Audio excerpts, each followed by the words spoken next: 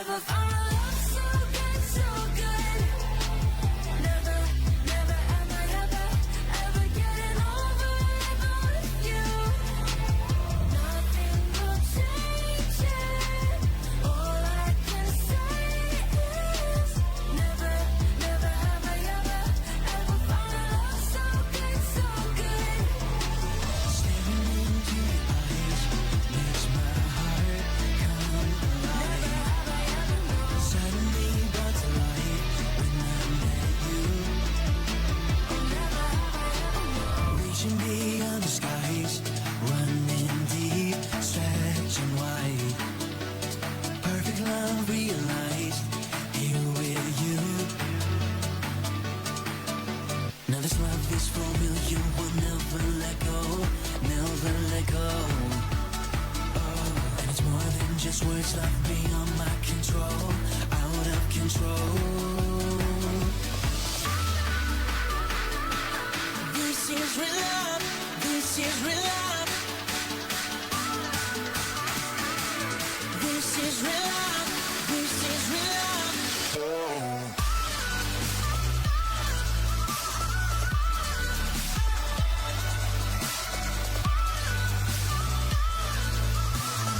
Lord, we thank you, Lord, for this very wonderful day, Lord. Thank you, Lord, for your presence, Lord God, as we continuously, Lord, gather in your presence, Lord God, serving you, loving you, Lord, and serving others, Lord, and loving others as well, Father. Lord, we pray, Lord, that you speak to us, Lord God, through your words, Lord, today. Lahat kami, Lord, is ma-encourage, Lord God, and we can learn, Lord, from your words, Lord, today, Father God. Give us, Lord, a humble heart, Father God, to listen, Lord, to your words, Father, and learn from you today, Lord. Father, we commit to you, Lord, this service from beginning to end. Teach me, Lord, what to say and what not to say. In Jesus' name we pray. Amen. Okay. Sit down po.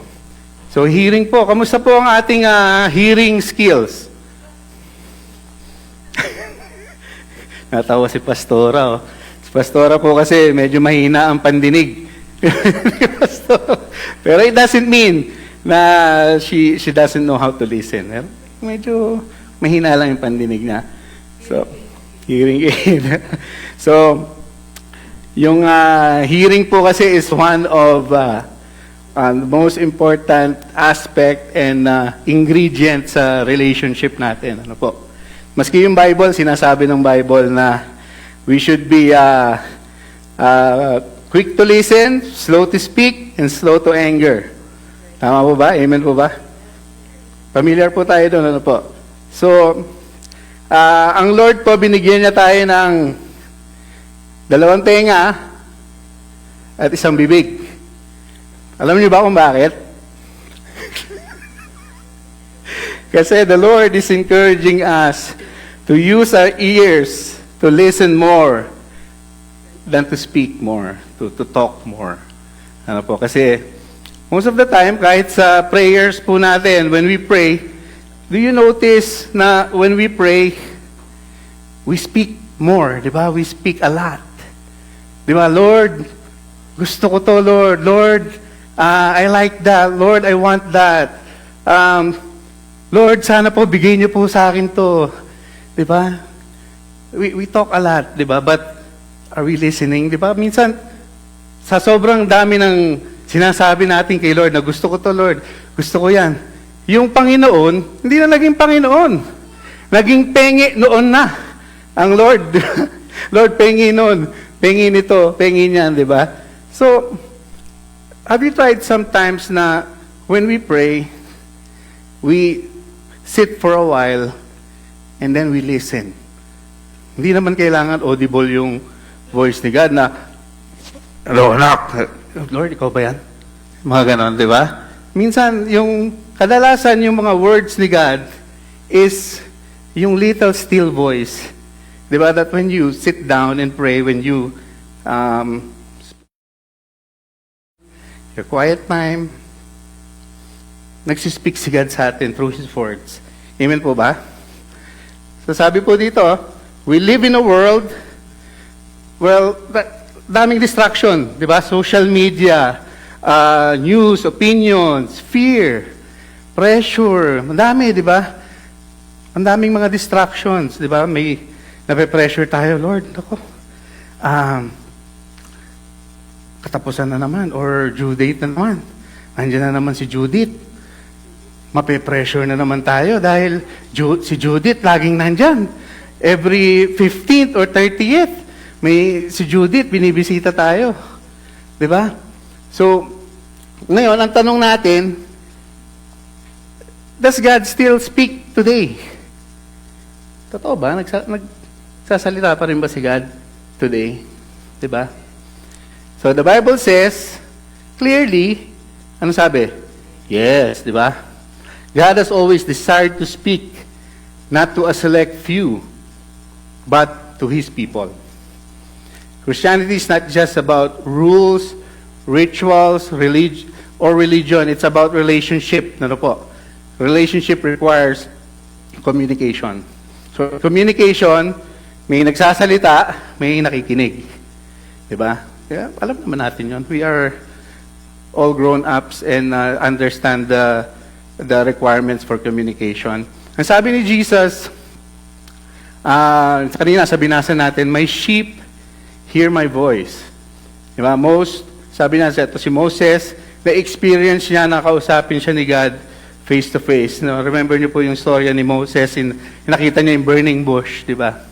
Kasi si Moses, just to give you po a short story about his life, he was adopted by the Pharaoh, the Egyptian, kasi nung baby siya, pinaanod siya dun sa ilog, and then nakuha siya nung daughter ni Pharaoh, and then he grew up there as the prince. Kung napanood niyo po yung animation na movie na Prince of Egypt, mas may intindihan niyo po yung story niya. So he grew up there, and then during that time, yung mga Israelites po is slaves po sila ng mga Egyptians.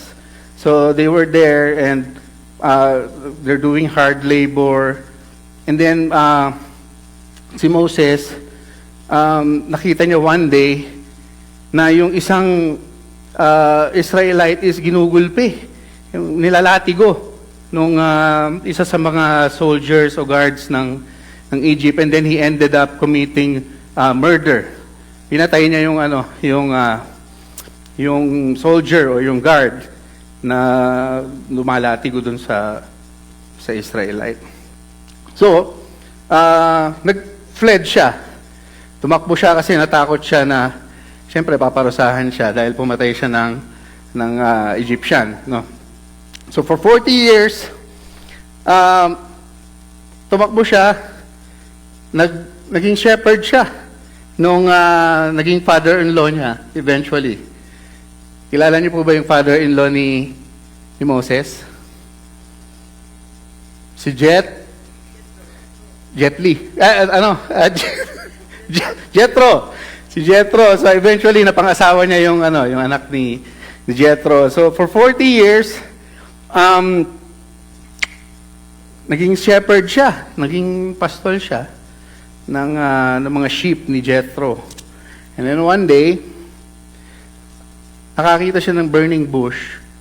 And then syempre, it caught his attention dahil may burning bush, but the fire, it didn't consume the bush.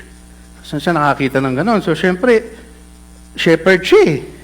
Diba? He's seen a lot of burning bushes in his life, pero this particular one, nung nagpakita sa kanya si God, is hindi nasusunog yung bushes. So, yun. Doon nag-umpisa yung conversation niya kay God. Ano po? So, yung pong shepherd's voice just to give you po the history of nung mga ancient days, yung mga shepherds is sa isang field, naghahalo-halo yung mga sheep nila. So let's say si shepherd 1 is merong, let's say 50 na sheep. Si Shepherd 2, meron siyang, let's say, 70, o si Shepherd 3, meron siyang, let's say, 30. Ngayon po, pag naghalo-halo yung sheep nila, is mahirap, di ba? Dahil paano mo ngayon pipiliin yung sheep mo? Di ba? Paano mo pipiliin yung sheep mo na isa-isa? 50 yung sa'yo, or 70 yung sa kanya, 30. Di ba? Alam niyo mo ba ginagawa ng mga shepherd para yung mga sheep niya is i-follow siya? Ang gagawin lang ng shepherd, tatayo lang siya. Tapos magsasalita. Tapos, yung mga sheep niya is mare-recognize yung voice ng shepherd. Ang galing, no? Na kahit na naghalo-halo sila, pag si shepherd 1 is nagsalita, lahat ng sheep niya susundan kung saan siya pupunta. Talagang hindi siya makikinig sa ibang voice ng ibang shepherd. Kung si shepherd 2 ang nagsalita, hindi susunod yung mga sheep ni shepherd 1 and 3. Dahil kilala ng sheep yung voice ng shepherd nila. So, yun ang gagawin lang ng shepherd. Yung voice nila, kahit na marami silang sheep, yung isang voice na yon, magre-respond yung mga tupa niya. Kahit gaano karami, magre-respond sila. Dahil kilala nila yung boses ng shepherd nila eh. Di ba parang tayo? Di ba sabi ni Jesus Christ, if you know me, di ba, you will listen to me. Di ba? Because my sheep, they recognize my voice. Di ba? Sabi natin dun sa binasa natin kanina, na sa John 10:27, na sabi niya, my sheep my sheep listen to my voice, I know them, and they follow me. Kapunta tayo dito. Meron tayong papanoorin na short video. Alam ko napanood nyo na po ito. Pero every time na napapanood ko po ito, talagang sobrang na-amaze po ako na totoo talaga na yung sheep, they know their shepherd's voice. So let's watch lang din po ito.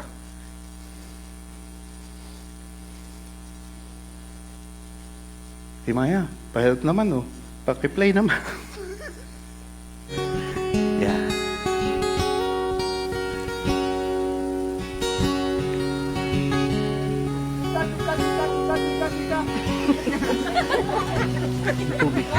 One more time.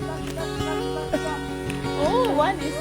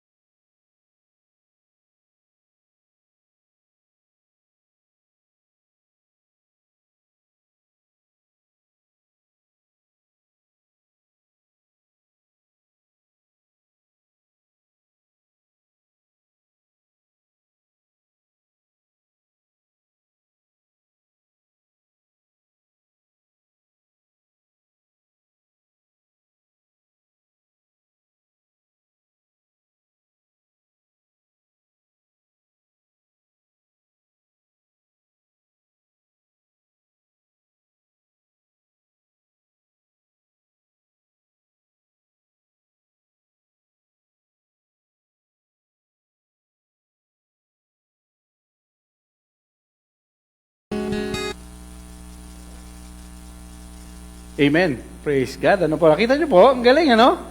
Ilang beses ko na po napanood yung video na yon, pero every time I watch that video, talagang sobrang na-amaze ako kasi it's the perfect representation of our relationship to our Lord and Savior Jesus Christ eh. 'Di ba na kahit na anong ingay sa mundo, 'di ba? Kahit anong distraction, when the Lord speaks, 'di ba? we recognize His voice. Kasi tayo yung mga tayo yung mga sheep niya, siya yung ating great shepherd, di po ba? Di ba? Kaya nga si King David, di ba, doon sa Psalm 23, di ba, sabi niya, "The Lord is my shepherd," di ba? "And I shall not want." Di ba? To me, si David, parang yun yung it's yung pagsabi niya noon, parang it's a sign of humility on part of David kasi shepherd din si David di ba? Di ba? He's also a shepherd, and to him, para sabihin niya na the Lord is my shepherd, parang he's surrendering, parang he's giving up his right to be a shepherd, para maging sheep siya sa ating great shepherd, di ba? Ang ating Lord and Savior Jesus Christ. So, talagang grabe yung humility ni King David, ano po. So today, we will learn po these 4 things. So number 1, who hear God's voice. Number 2, how God speaks. 3, what positions our hearts to hear and how we respond when God speaks. So number 1, God's voice is a sign of relationship. So in John 10:27 po, sabi nga kanina, "My sheep hear my voice." Diba? So tayo yung mga sheep, diba? Tayo yung mga tupa. Diba? Sabi niya dito, Jesus did not say, "My sheep try to hear." Diba? "My sheep occasionally hear." Diba? Hindi sinabi ni Jesus yun. Diba? Sabi niya, "My sheep hear my voice." Diba? Sabi ni Jesus, hindi sinabi ni Jesus na my sheep recognize my face, di ba? Voice, yung naririnig ng mga tupa niya, ng mga sheep niya. So parang tayo din ganon, di ba?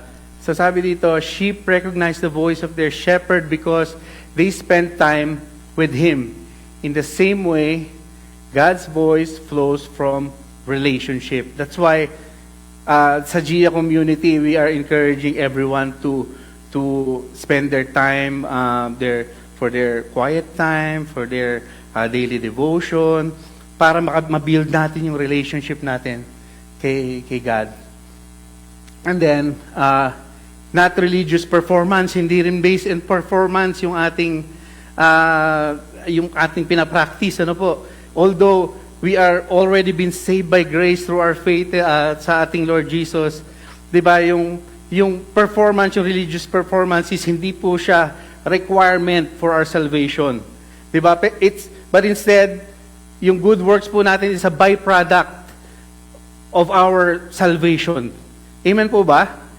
'Di ba? Do we agree po na yung works po is hindi po yan hindi yan ang makakapagligtas sa atin? Kasi sinabi sa Bible yun 'di ba?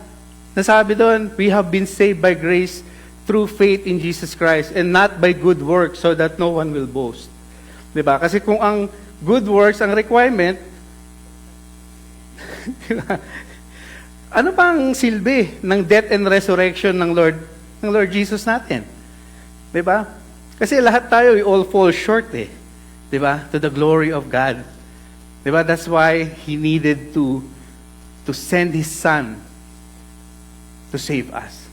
'Di ba? All we have to do is accept that free gift of salvation in Jesus Christ. 'Di ba? Kasi gift siya. 'Di ba? Yung pag sinabi mong gift, let's say birthday ng misis ko. 'Di ba? Ngayon, pagka gusto ko siyang regaluhan, lahat ng hassle pagdadaanan ko na. 'Di ba? Mula sa pagpili ng regalo, pagpunta sa mall, paggastos, 'di ba? Yung traffic na pagdadaanan ko, pag nakita ko na yung gift na 'yon, papabalot ko pa 'yon. Tapos magda-drive ulit ako pabalik, may traffic na naman. So lahat ng hassle na 'yon pagdadaanan ko na. Ngayon pagka yung time na binigay ko na yung gift sa wife ko, ano lang ang kailangan niyang gawin? All she have to do is receive that gift, 'di ba? And be thankful. 'Di ba? It's the same thing with God the Father. He gave us Jesus Christ as a gift. 'Di ba?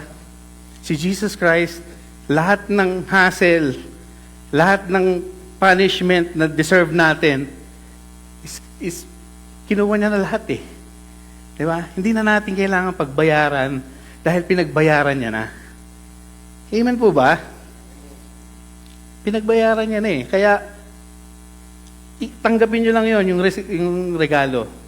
Di ba? Na through Jesus Christ.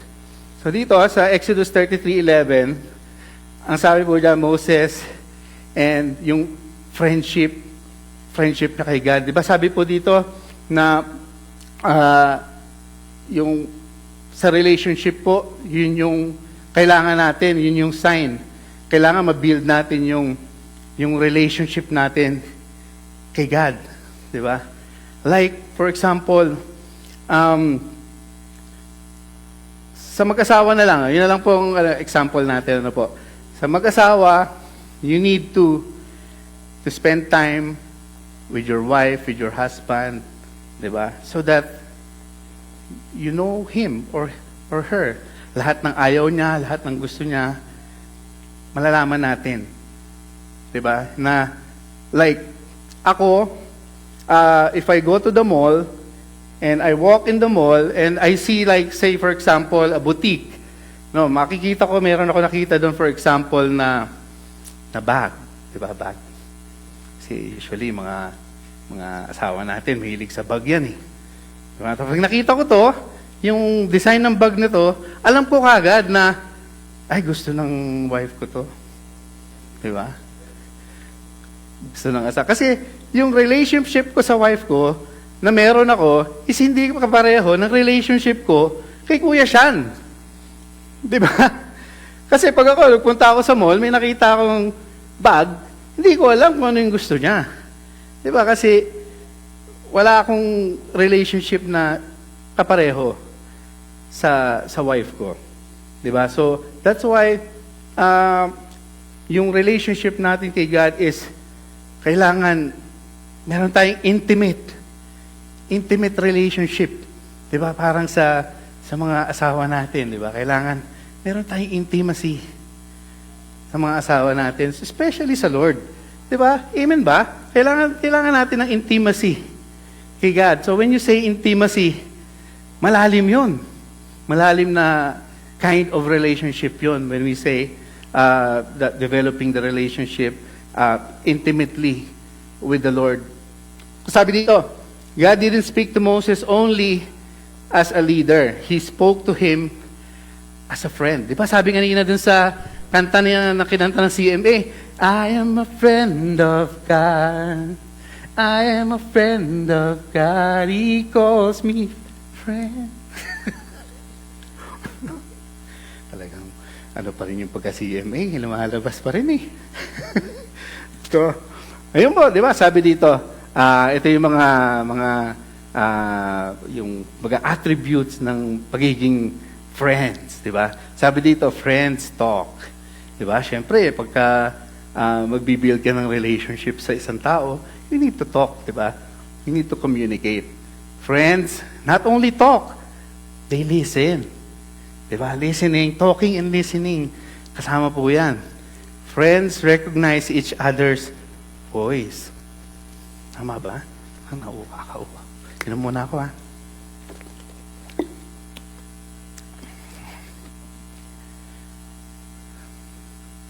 Recognize each other's voice. So, naalala niyo po ba yung mga bata tayo? Ako, nung bata kasi ako, ayan, nandito pala yung, yung mami ko. Yung mami ko kasi, yan yung nagpalaki sa amin halos na mag-isa.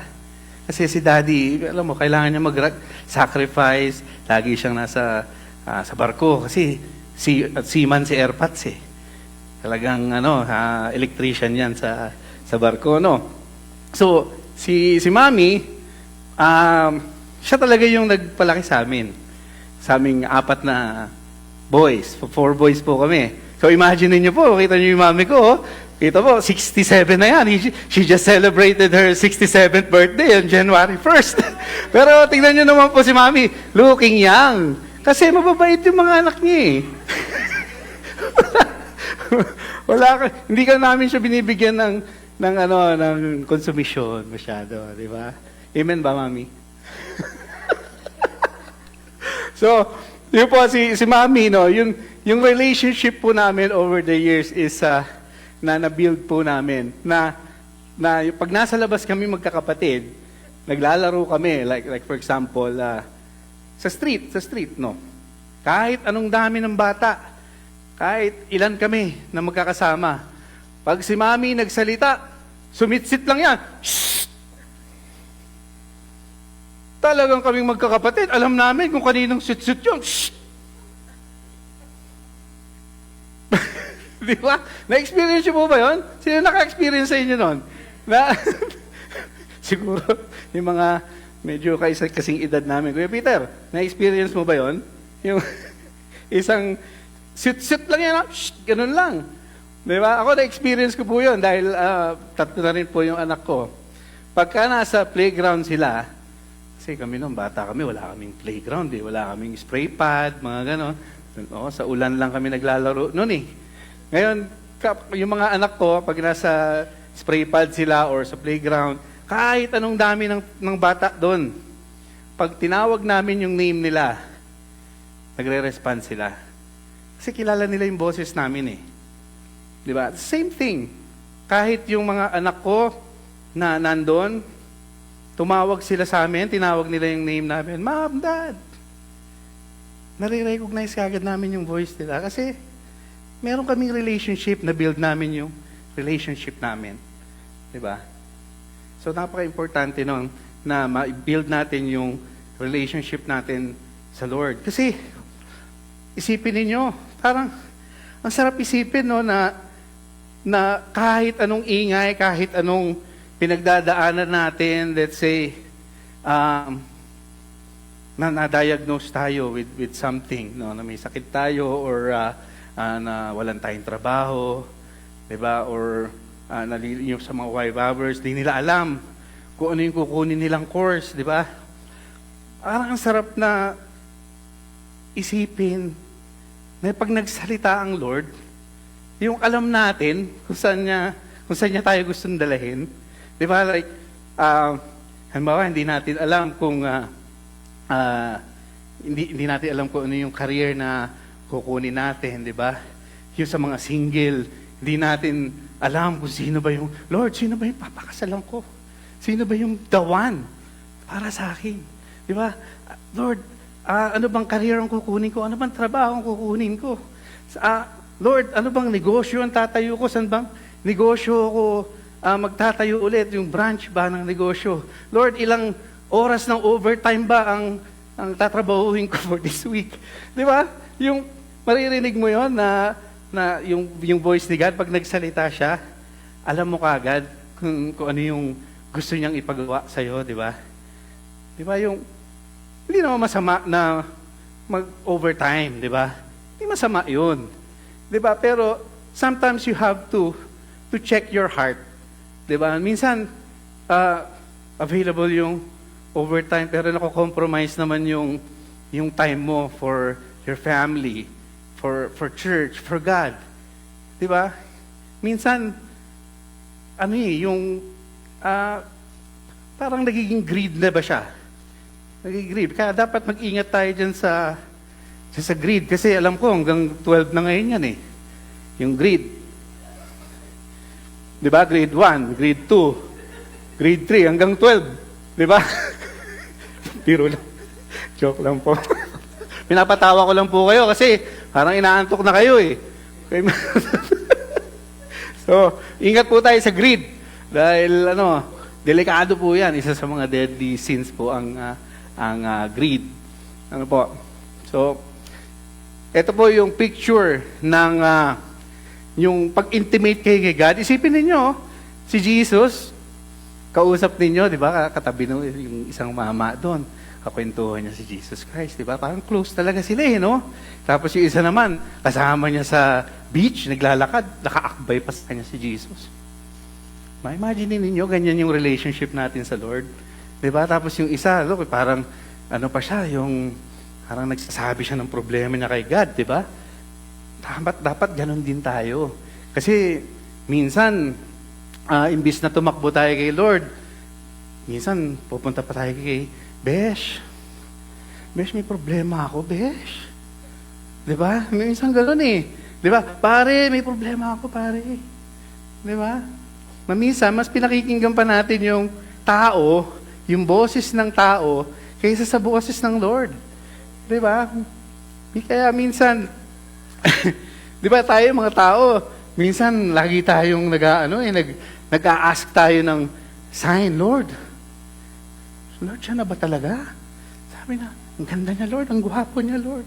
Di ba? Siya na ba? Sabi niya, Lord, magpakita ka naman ng sign. Gawin ninyong hugis puso, yung cloud. Di ba? Yung baso, pag gawin ninyo yung baso. yung mga ganong sign. Di ba? Na hindi na, alam, sa totoo lang, hindi na kailangan gawin ni Lord yun eh, na magpakita siya ng sign. Di ba? Kasi, yung lahat ng sign, it points to the Bible, sa salita niya. So, all we have to do is open our Bibles, read the Word of God, at doon mo makikita lahat ng mga signs na gusto niya ipaggawa sa atin. Amen po ba? Yun lang, ang problema, binabasa ba natin yung Bible natin? Oo, may sumagot isa. Binabasa ba natin ang Bible natin? Ayun, naging 5. So, we read the Bible. So, meron tayong mga matututunan dito sa mga next slide natin. Let's go. Okay, number 2. God still speaks today. Diba? Nakalagay dito, God has never stopped speaking. Eto na. The problem is often that we stop listening. Diba? Tahimik ka. Diba? Totoo ako, guilty po ako dyan. Minsan na talagang dahil sa mga nangyayari sa paligid natin, minsan, yun nga, gaya nga nun, pag nagpe-pray ako, puro ako lang yung nagsasalita. Minsan, hindi ko na marinig yung boses ni God, no? Kaya, yun ang isang problema. Para sa lahat sa ating mga Kristiyano, na hindi naman tumigil magsalita ang Lord. Tayo lang yung tumitigil na makinig. Amen po ba? So ito, nakalagay dito, how God speaks. And number 1, syempre through His Word. Number 1 yan, nakalagay, primary way. Scripture is the foundation of God's voice. Diba? Kaya, buksan niyo yung Bible nyo. Minsan-minsan, 10-15 minutes, sabi nga, yung mga bagay na we give value, we spend time. Diba? If reading the Bible is not your priority and hindi important sa inyo magbasa ng Bible to listen to God, you won't give time. Diba? You can't fool yourselves. We can't fool ourselves na sasabihin ninyo, importante sa akin si God. Diba? I love God. But do we read our Bibles? Do we open our Bibles? Diba? Do we listen to God? That's the number 1 na way, primary way that we can hear from God. Diba? If you open up your Bible today, 100% I guarantee na narinig ninyo ang voice ni God. Kasi yun yung number 1 na priority through His words. Diba? Number 2, through the Holy Spirit. Diba, nakalagay doon yung mga gentle prompting, diba, yung conviction, diba, yung peace in the midst of the storm. Diba, yun yung Holy Spirit ni God is nagsispeak sa atin, diba? Na kahit na magulo yung paligid natin, kahit na napapaligiran tayo ng mga taong negative, diba? Dahil nasa atin ang Holy Spirit, nagsispeak siya sa atin. Diba? Na minsan meron tayong mga instances where yung nahihirapan tayong i-discern yung mga bagay on how are we gonna respond. Nung the one time, nagde-devotion kami ng wife ko, nagsisharing kami ng mga nangyari sa day namin, mga ganon. And then, nakakatuwa kasi yung way na nag-speak sa kanya yung Holy Spirit is very different kung paano nag-speak sa akin yung Holy Spirit on that particular day. Kasi iba-iba yung ano natin Iba-iba yung calling, iba-iba yung mga mga gustong ipagawa sa atin ng God. Depende sa condition ng heart natin and mind natin. So, yun. Yung number 3 is through prayer. Diba? Siyempre, prayer. Lahat po ba tayo nagpe-pray? Uy, may 5 ulit. Lahat po ba tayo nagpe-pray? Amen. So, amen. Hallelujah. Through prayer. So, prayer is not just talking to God. Kaya yun ang sinabi ko kanina. Hindi lang tayo yung palaging nagsasalita. We have to be still and know that He is God. Diba? Na hindi lang tayo yung puro nagsasalita. Hindi lang pahingi noon si Panginoon. No? So, number 4, through godly counsel. Kalagay dyan, no? God uses mature believers to confirm His voice. Diba? Kaya, napaka-importante na pumupunta tayo, mag-attend tayo ng service, ng church, ma-attend tayo ng mga Bible studies. Kasi yung mga mature na Christians, I'm pretty sure most of us is mature na Christian. But of course, we're still growing. Di ba? Kasi we are work in progress naman eh. Di ba? Lahat tayo. Until we die, lahat tayo is a work in progress. So, yung through godly counsel, pwede rin nating marinig yung voice ni God. Like, for example, si Pastora Maria, meron siyang wisdom na maaring wala ako, wala kayo. Diba? And then, if we have, let's say, a problem, sabihin na natin, we can approach one of our elders, diba? Yung mga mature believers, to ask for wisdom.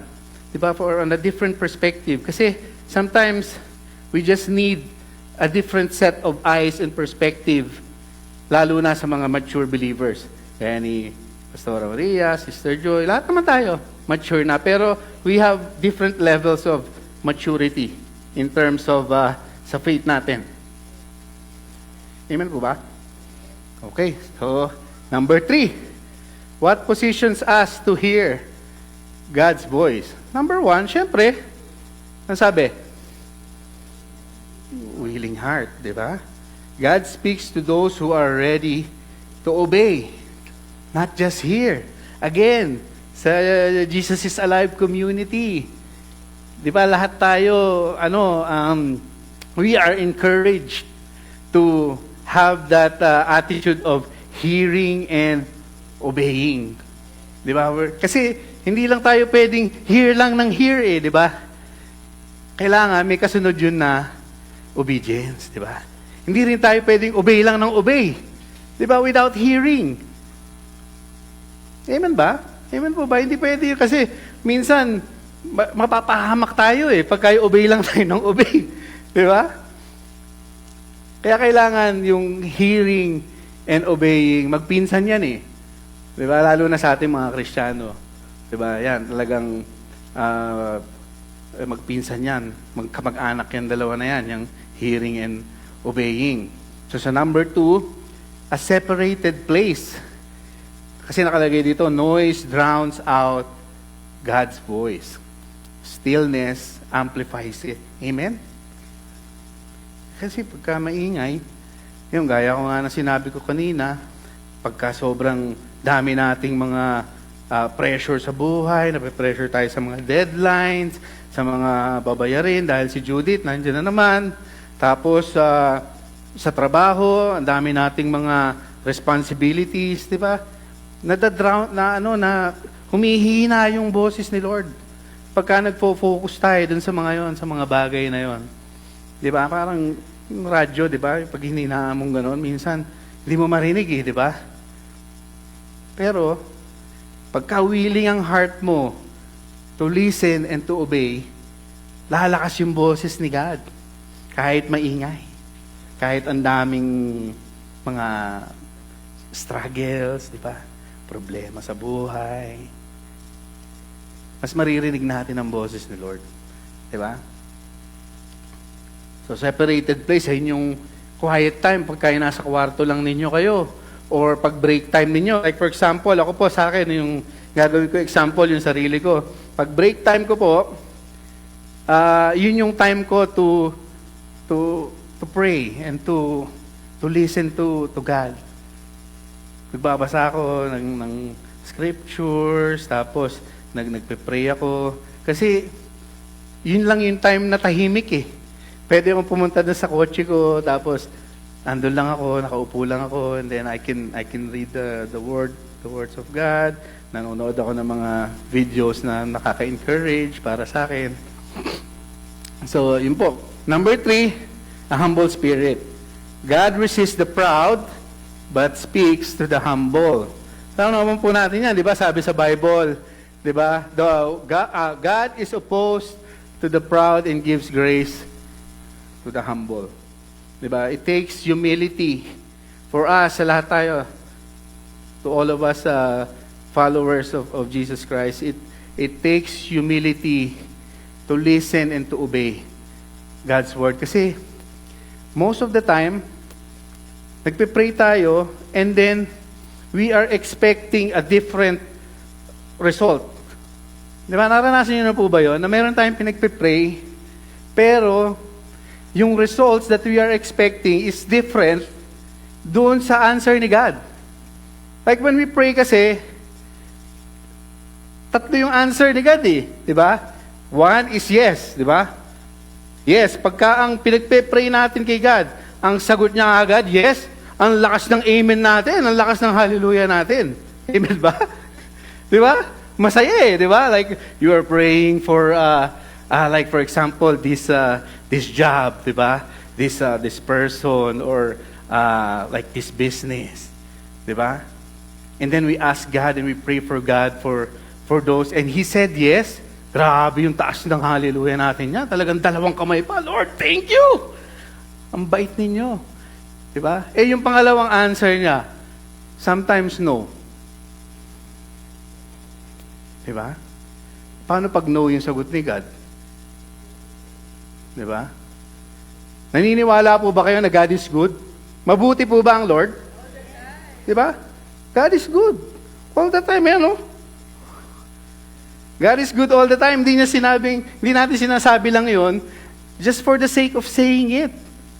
Di ba, when we say God is good, all the time, and all the time, God is good, kailangan minimin natin. Hindi lang just for the sake of saying na, God is good all the time, God is good. Hindi paano kung no yung sagot niya? Di ba?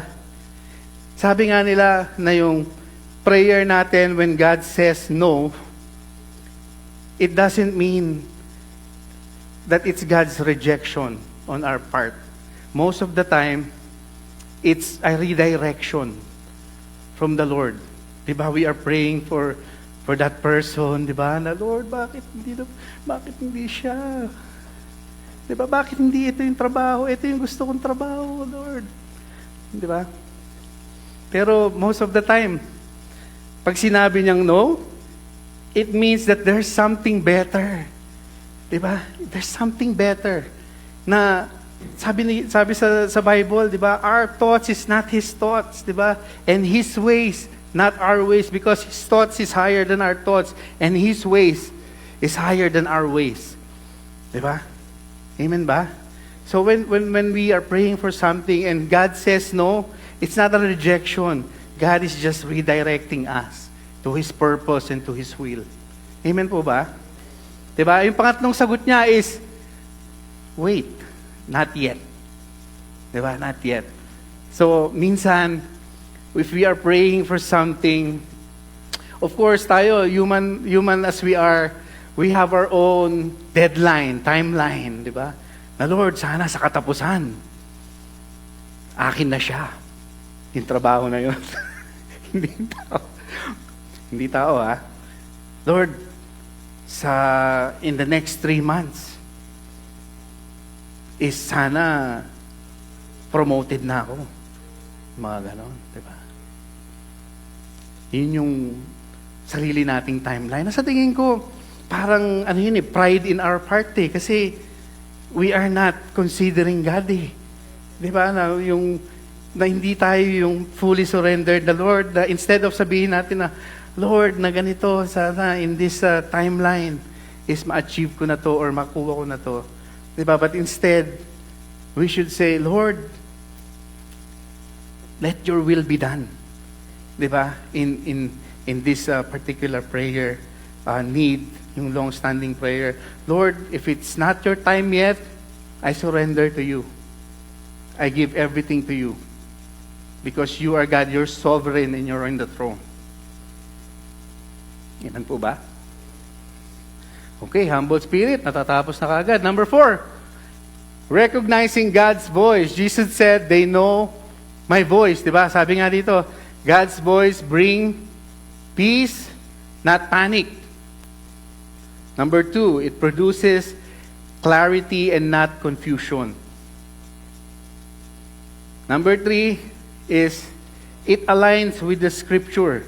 Yung voice ni God, dapat itetest natin yan maski sa Bible.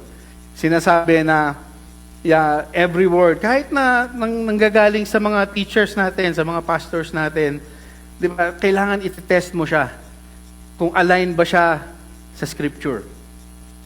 That's the only way we can tell na yung bang voice na naririnig ko is from the enemy or from the Lord. Di ba? It always aligns with the Scripture. Number 4, it leads toward obedience and not compromise. Obedience and not compromise. Diba? Kasi most of the time, we compromise din Diba? Guilty po ako dyan minsan. Pero I praise God, binabago po ako ni Lord. I'm pretty sure lahat po tayo, binabago po ng Lord, na minsan, na yung nagko-compromise tayo, hindi tayo nag-o-obey. Diba? Na pag nagsalita si God, minsan sinasabi natin na, Lord, bukas na lang. Bawa, sinabi ni Lord sa atin na, alam mo yun, nag-speak sa atin si Lord na, tawagan mo yung kaibigan mo, or i-forgive mo yun, ganito, ganyan, di ba? Minsan kasi, tayong mga Christians, pag nagbabasa tayo ng Bible na ganyan, pag nakita natin, Matthew 1, ang ganda ng Matthew 1. Matthew 2, ganda pa rin. Matthew 3, pagdating sa Matthew 4, love your enemy and pray for those who persecute you. Ay Lord, wag muna to. Next week na lang, Lord, o next month, di pa po ako ready. Mga ganon, di ba? Pero nagsispeak na si God sa'yo na forgive that person and pray for that person. Di ba? He speaks. But yun nga yung problema, di ba? Hindi tayo nagli-listen. Minsan. I hope. Minsan lang. Alam ko naman, most of the time we listen to the voice of God. Di ba? Kasi lahat naman tayo mananampalataya tayo. Di ba? Pero we are a work in progress. So, please be patient with one another. Di ba? Because God is not finished with us yet. Okay, the more time you spend time with God, the clearer His voice becomes. Di ba? Nagiging clear siya. The more na nagsispend tayo ng oras sa Lord, mas nagiging clear yung direction niya kung saan tayo niya gusto pumunta. Diretso ba, Lord? Kaliwa ba? Kanan ba o kaliwa? Diba? Tama ba itong kinukuha kong career? Diba? Tama ba itong tao na to na pakasalan ko? Mga gano'n kasi minsan, pag sinabi kasi na nangusap sa akin si Lord sabi niya, ikaw daw yung mapapang-asawa ko. Paano pa magagawa mo? Sinabi na ni Lord. Siyempre, itetest mo yun. Teka, parang sa'yo lang yata nangusap si Lord. Sa akin, di naman nangusap si Lord sa akin. One way lang. Di ba? Kaya dapat itetest ninyo.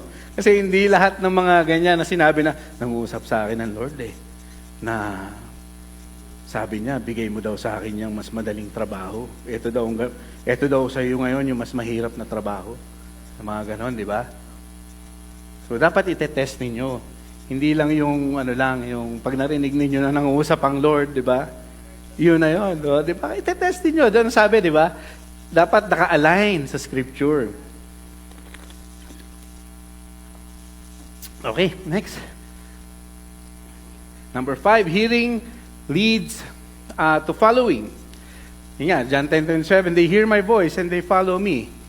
Hearing is incomplete without Obedience, di ba? Sabi ko sa inyo, magpinsan yan eh. Magkamag-anak yan dalawa, si hearing and obedience eh. Di ba? Sabi dito, God speaks to guide, to correct, to protect, to lead us into His purpose. Di ba? Pag nagsalita ang Lord, ito ang mga dahilan kung bakit. Gusto niya tayong i-guide, di ba? To correct, correction, di ba? Minsan, yung correction, ang hirap eh. Ang hirap tanggapin, di ba? Na yung correction, tama ba? Tama ba sila? Para mas tama naman ako. Mga ganon, di ba? Pero, yes, you have to be humble, di ba? You have to have that humility to accept correction. Pero pag tayo naman, pag nagko-correct naman tayo, be gracious din naman, di ba? Hindi yung nagko-correct tayo is napaka-harsh, di ba? Dapat, pag nag-correct tayo, it's coming from the place of love, di ba? And kindness and compassion, di ba? Hindi lang we are correcting our brethren or yung mga sisters natin in Christ na sobrang harsh, di ba? So we practice gentleness and kindness kasi fruits of the Holy Spirit yan eh, yung gentleness and kindness, di ba? So sabi dito, ano sabi? Sabi ninyo? See? Pagka pala may delayed obedience tayo, na pag yung kanina sinabi ko na, sinabihan tayo ni Lord na, i-forgive mo na yon, yung tao na yon, di ba? Tawarin mo na yon. Wala namang magandang madudulot sa iyan. Tawagan mo na. I-message mo, i-DM mo sa messenger. Di ba? Patawarin mo na. So kapag ka pala nag-speak si God sa'yo, and dinelay mo yung obedience, na kailangan mo na gawin mo na ngayon, pero pinagpa-next month mo pa or ganito, ganyan, di ba? Mag-speak naman sa'yo si God. I'm pretty sure na if you are connected to the vine, di ba? Kasi tayo yung mga branches eh. Di ba? If we're connected to the vine, magpuproduce tayo ng fruit. Di ba? Parang yung sa Bible, di ba? Na sabi doon na I am the vine, sabi ni Jesus, di ba? Na pagka connected kayo sa akin, magbubunga kayo ng mga fruits. Di ba? Nakalagay dito, fruit that last. Saan ba yun? Ayan, go bear fruit and your fruit should remain. Di ba? So we have to be connected to the source, to the main source. Ano po? So, yung delayed obedience is disobedience. So, here po tayo dyan. Alam ko, conclusion na itong next eh. Ay, hindi pa. Verse 6, okay. Why hearing God's voice matters today? Number 1, basahin po natin. Okay, number 2. Number 3. Okay, number 4. Intimacy in relationship. Diba? Why hearing God's voice matters today? Because we are living in a world where the noise is intense, 'di ba? Dahil sa mga nangyayari sa paligid natin. 'Di ba? Ang life natin hindi easy, 'di ba? Lalo na when we chose to accept the Lord and Savior Jesus Christ. One time po magkasama kami ni Kuya Sean. Nagda-drive po kami, papunta kaming Costco. And then na-mention niya sa akin na, bro, nagsa-struggle ako sa ganitong bagay, ganito, ganyan. And then, nung nakikinig ako, syempre, I'm listening, diba? Hindi ako masyado nagsasalita. Pero when it's my turn, sabi ko kay Sean, bro, alam mo, the struggle is real. Kasi, meron na tayong bagong nature eh. Yung old nature natin, which is our sinful nature, is competing to our new nature, which is in Christ Jesus. Diba? Kasi before, when we are, let's say, when we are committing sin or doing whatever that displeases the Lord, walang struggle eh. Kasi it's our natural nature na tayo sinful tayo. Diba? Napansin niyo po yun? Na nung naging mananampalataya tayo, nung naging born again Christians tayo, parang mas lalong humirap. Diba? Kasi naglalaban eh. Yung old nature natin sa new nature natin. Kasi hindi nawala yung old nature natin. Hanggat buhay tayo, yung flesh natin, totoo yan.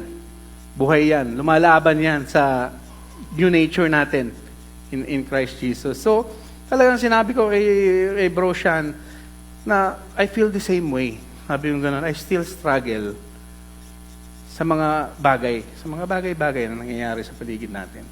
I still struggle. And I'm pretty sure, lahat tayo nag-struggle pa rin.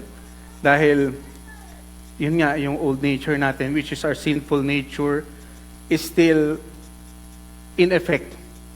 Kaya sabi dun sa Romans chapter 7, sabi ni Apostle Paul na, sabi niya, I do not understand the things that I want to do. The good things that I want to do, I cannot do.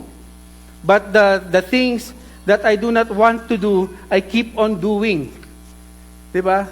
Pero in the end, sabi niya, who will rescue me from this wretched body of mine? Sabi niya, thanks be to God through our Lord Jesus Christ. Because He's the one who redeemed me. Diba? Kaya, totoo yun. Talagang the struggle is real po, mga kapatid. Ano po? Okay, sabi dito, the voice of God will sustain you when everything else fails. Sarap. Nabasahin nga natin ulit ito. Sarap.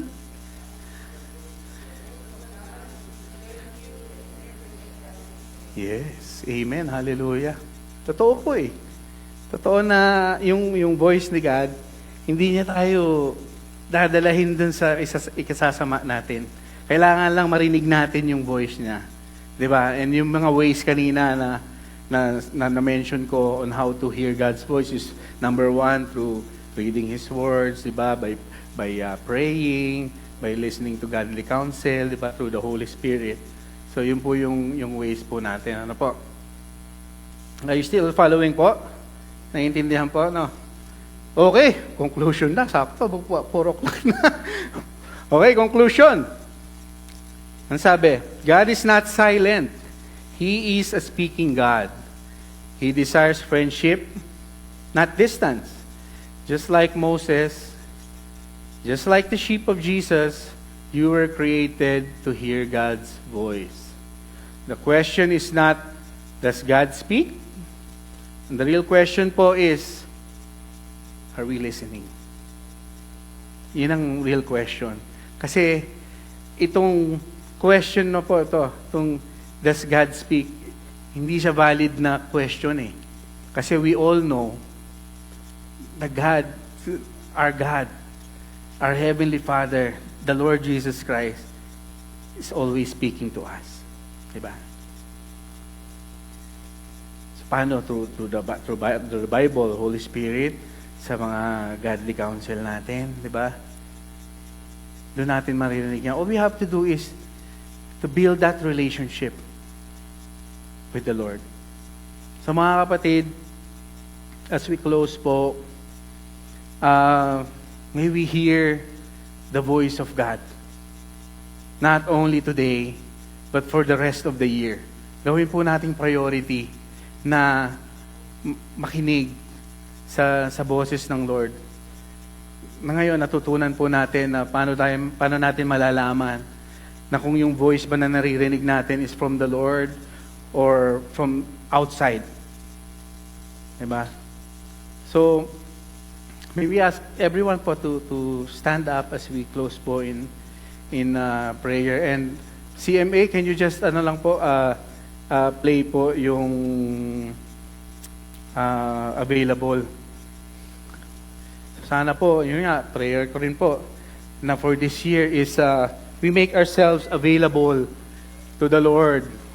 When He speaks, sasabihin ni Lord, tatanungin niya tayo, anak, available ka ba? Are you available? Diba? Nagagawin nating priority ang Lord this year.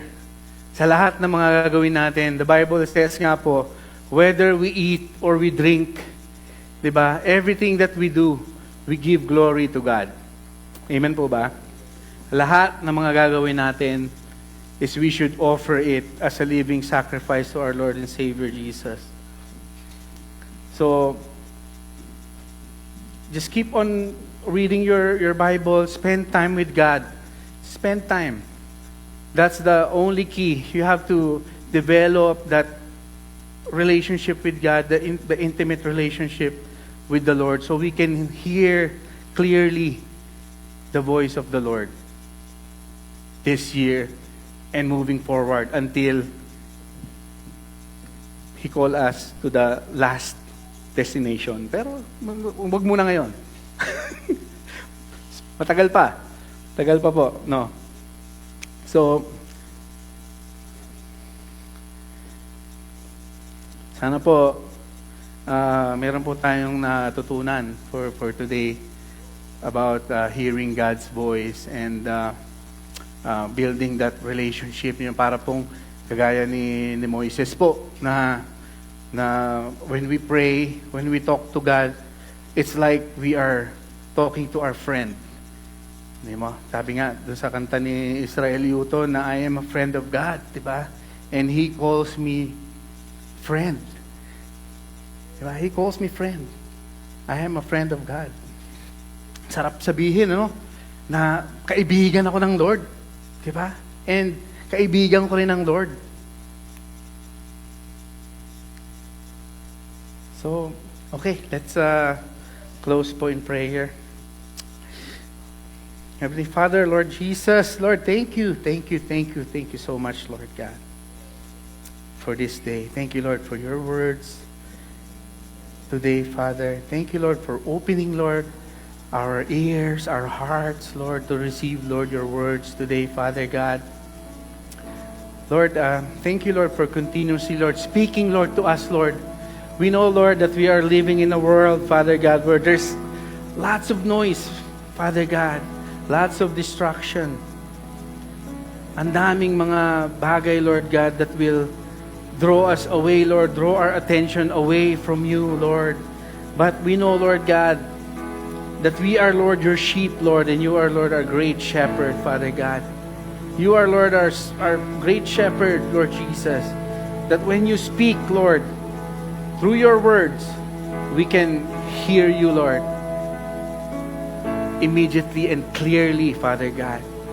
And Lord, we pray, Lord, that as we hear, Lord, your voice, give us, Lord, that heart of obedience, Father God, that we are ready and available, Lord, to listen and to obey, Father God. Hearing and obeying, Father God, your words, Lord, for your glory, Father God, for your glory and for your glory alone. Father, thank you, Lord, for the lives, Lord, of my brethren that are here, Lord. We thank you, Lord, for the lives, Lord, of the CMA, Lord God, who's always leading the congregation to worship you, Father. Thank you, Lord, for their lives. And I pray, Lord God, that you continuously, Lord, speak to us, Lord, not only today, Lord God, not only for tomorrow, for next week, but for the whole year, Father God, of 2026. Father, we surrender it all to you, Lord God. We surrender everything to you, Lord. This year, we know, Lord God, that you have great things, Lord God, that is prepared for us, Father God. We pray, Lord, that you make, Lord, our hearts, Father, ready to receive, Lord, all those blessings, all the anointing, Father God, all the promotions, Lord, all the healing, Father God. We all pray and declare it, Lord, in the mighty name of Jesus Christ, Father. Father, thank you, Lord God. We commit to you, Lord, the rest of 2026 and the next coming years, Father God. We give you all the glory, praise, and honor. In Jesus' name we pray.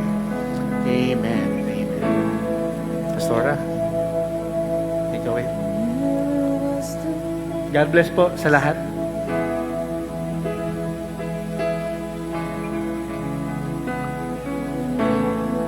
Hallelujah. Sige po, let us raise our bread and the wine.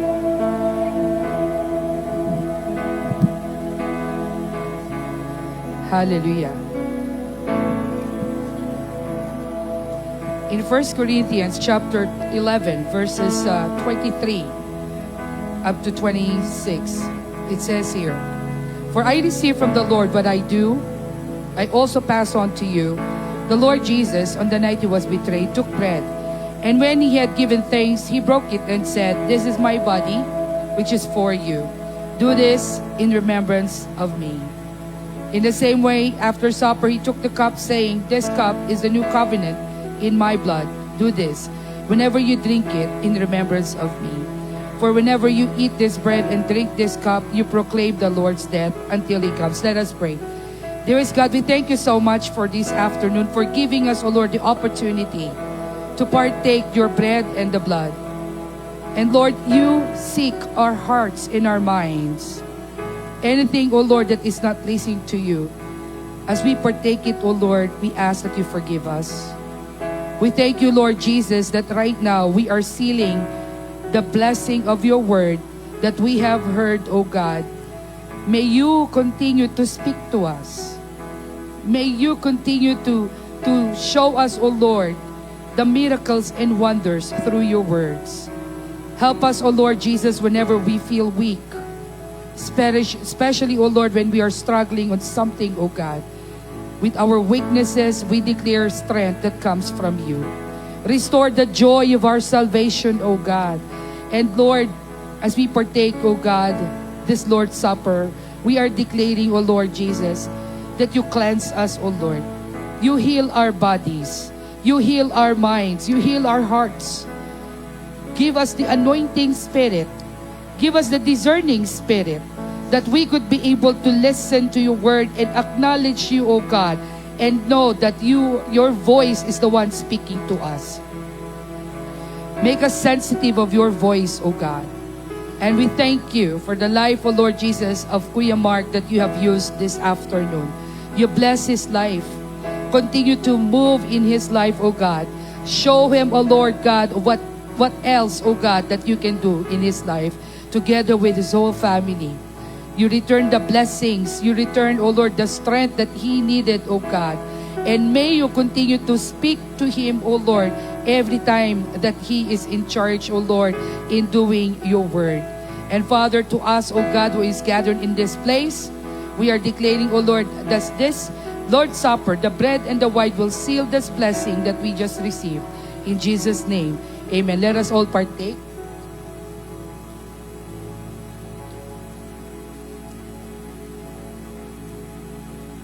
And all hands in the heavens as a sign of surrender to the Lord. And I declare, may the love of the Father, the blessings of the Son, and the sweet fellowship of the Holy Spirit to surround you all, to surround us all, be with us all, whenever we go, whenever we come in this sanctuary, to our temporary homes, we will experience great, amazing grace that only Jesus can give.